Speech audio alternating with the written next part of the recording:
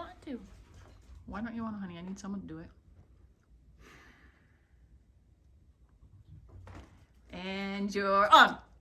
Make sure to like, comment, subscribe, and share this video. Thank you.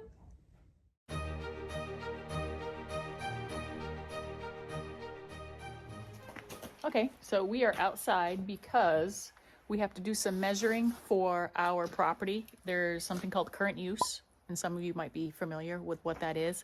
But basically, it's when you have a lot of property that you're not using, you could actually put it into what's called current use for a tax, what do you call it, break? Yeah, like a tax break. So if you're not using this property and you allow it basically to be untouched and allow people to use it recreationally. How do you say that? Thank you, honey. Like Pastor Sam's words are hard. Anyway, you get a tax break. So we are actually having to measure our property so that way we can figure out exactly where we need to. Exactly, not really, but well, pretty close. Obviously, we can't do it by the inch, but obviously we can measure it to see where. Right. We have to draw a map, and it has to be fairly accurate. We have to give like landmarks and stuff, and I need to measure in order to figure out the landmarks. All right, so that's what we're doing. You want me to stand on a corner? I'll give you the tape, and then I'll go as far as this comes, and then you can come to me. Okay. That's the property marker. The property marker. Okay, so we're going to measure from here. Right about here. Okie dokie.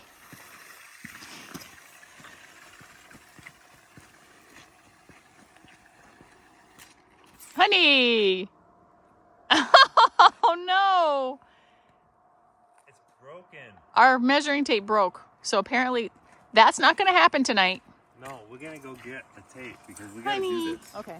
So the measuring tape broke. There it is. This is a tape that was left here, and it must have like rusted off right there. Right, it just like snapped. So this is the thing. Our tax assessor is going to be in town. Is it the tax assessor? No. Yeah, maybe the assessor. I don't know. I don't know how things work. But the assessor is going to be here on Wednesday, and they're only here once a month. So we want to get this application in. That way he can look at it, and if there's something wrong with it, we can fix it before tax season, like deadline, so that way we can make sure that the property stays in current use. So tomorrow we need to get a new tape measure so that we can try this again. This is Everett Thurber, and he was gracious enough to let us come into his house, and this is actually a painting that was done back in 1956 of the inn, and they have it here in their home, and he's going to explain a little bit about what's going on in the painting. The details that we've always laughed about in Leominster, it was kind of a town joke that these ladies clean constantly. So when he did the painting, he put one lady here cleaning the deck of the porch, and the other one was washing the windows. Here, let me look closer. That is so cool. I love that painting. Thank you for sharing that with us. And that's the shape of the original barn. Oh, right. So that was still there in the 50s. Yes. That's a shame it's gone. But thank you. Okay. So we got a measuring tape today. So we are going to try again. I'm going to go stand on the corner and measure. So, ready? Have at it. I think we made it to about here yesterday, right? 100 feet, and then it snapped, right?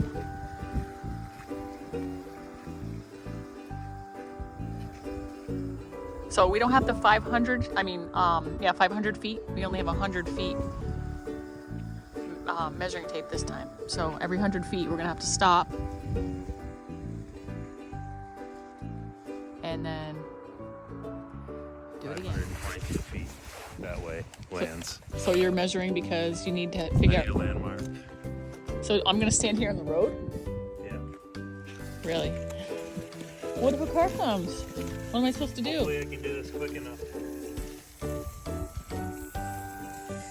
Alright, I put a hat on, it's cold out. And I'm walking down now because he's on the other side, but look at that. Look at that, isn't that beautiful? Well, here's another view, or a different view that you guys don't see too often, of our house on the other side. So you're looking at the second floor is the dance hall. The bottom part is like the tavern, dining hall, and up on the high pitch roof is just the third floor bedroom.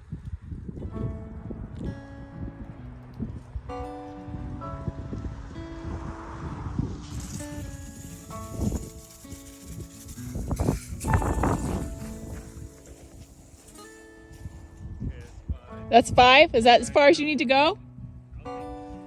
Okay. So that's where our property, okay. So basically what we're doing is we're trying to measure out on our land 3 acres.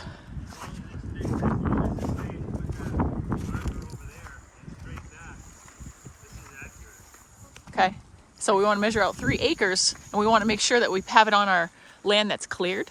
So this will be the part that won't be in current use. We own property that's over here behind this house that goes further back. I don't know if you can see, there's like a cupola back here. We own property that abuts with that property, but that would all be in current use. But what you see in the open field from here to our house, or actually I should say where Micaiah is, plus another 22 feet, will be ours to do as we will on, basically.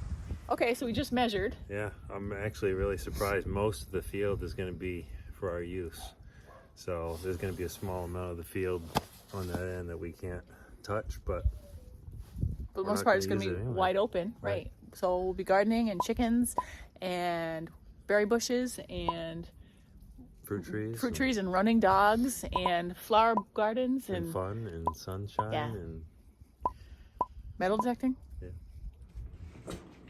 Shirley likes that Beans wears a sweater because she can grab a hold of the sweater and manhandle him. And I'll see if she'll do it.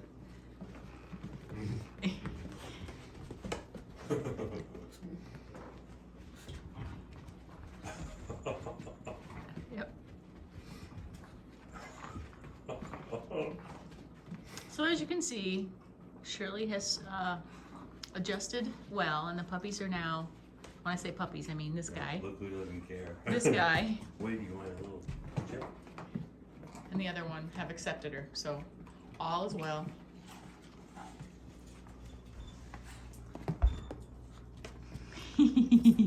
Since I need a little more content for this particular episode because of basically nothing going on here this week, I thought I would give you a little tour of the pantry. I think I've showed it to you before, but I've never really kind of given you the whole kind of tour, so I'm going to give you a tour of the pantry. So as you know, this was an inn at one time, so there is a very large pantry because they had to serve a lot of people at one time, so they needed to have storage, they needed a place to store all their food. They need a lot of food. I read recently that there was a party for 100 people for dinner. When they would have their sleigh rides, coming from Newport, they'd come here and there'd be like 100 people they'd have to serve. And I read about a wedding party of 200 people, and a party of 200 people for Fred when I think he ended up serving on the Senate in New Hampshire. I can't remember. He was into politics, but he served over 200 people here in the dining room. So this kitchen was very busy, and this was the pantry where all the food was stored. So I'm going to stop talking now, and I'm going to lead you in there. All right, here we go. And of course the door swings, and there's one door here, and as you walk in,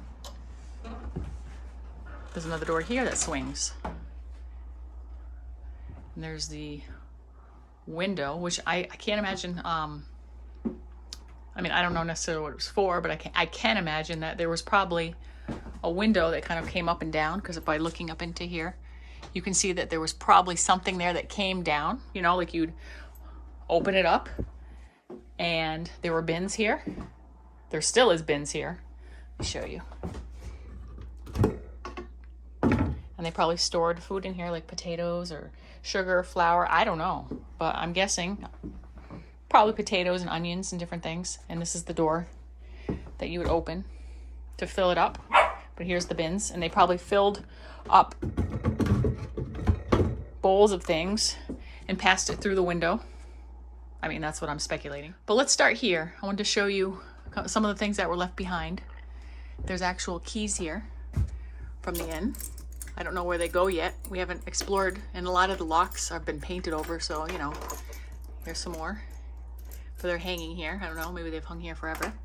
But here's a license plate that we found in the wall in the barn from 1925, so it probably belonged to Ted Barton. He lived here at that time, so I'm guessing that was Ted Barton's license plate. This is also an old can opener I'm using to hold my bags, but as you can see, they probably opening a lot of cans here. So this is one of those big can openers. I mean, look at all these shelves. I really, really love this pantry. And it has a lot of my canning supplies and other storage, you know, just basically storage. These things on the bottom here, underneath, those were here when we moved here. There are a lot of cleaning, painting supplies that we need to get rid of during, like, you know, when the town collects the toxic substances, so we can get rid of them safely. But for now, they're right there. I have my chest freezer here to store the extra things that we have, and fortunate for us, we have a son who works at a local meat company that is famous for their bacon, and he brings home a lot of different things from work, and we're able to put them right here in our freezer. This is the perfect spot for it. So here's another angle. I'll just kind of give you an idea of what's going on over here. See what we've got stored up here. And this is my tin collection. I've been collecting tins for several years, actually. This one was mine when I was a kid. My mom gave it to me. I think it's from the 1970s. And this was Micaiah's. He was able to bring that into our marriage. He had that as a kid from the 80s, I think. This Quaker Oats was found here in the, I don't know, maybe I found that on the side of the road. This was found here. I think it's from the 1990s. I'm not sure. I brought the Toll House one a few years ago. And the Wheat Thins and the Ritz I found on the side of the road for free. And I think one of them's from the 1970s and one's from the 1980s. These coffee cans were actually found here in the inn. And the Maxwell House one is the replica of the original 1892 Maxwell House coffee can. And these are from, I think, the 1970s. I think so. I'm not sure, but I thought they were super cool. I was glad that I found them here. This is my old canister set. I've had this for many, many years. And of course, just different cooking things. My mixer, crock pot, juicer, blender, magic bullet, and of course all the supplies for canning. And I got this little area over here where the dog treats, we come in here for the dog treats. And this is a nightlight that I leave on all day long because it does get dark in here. I mean, it's quite bright in here now because it's midday and it's sunny. But normally, especially in the winter in New England, you know, it's not very bright. It gets dark quick. So without having to turn the light on all the time, this stays on during the day so we can see our way in and out. And I'm saving this one. I've got the very large crock here because I saw online when I was watching a YouTube channel where they made sauerkraut in this. So my plan is to have this full of sauerkraut at some point. I'm thinking this is the original light fixture. It's in really good shape.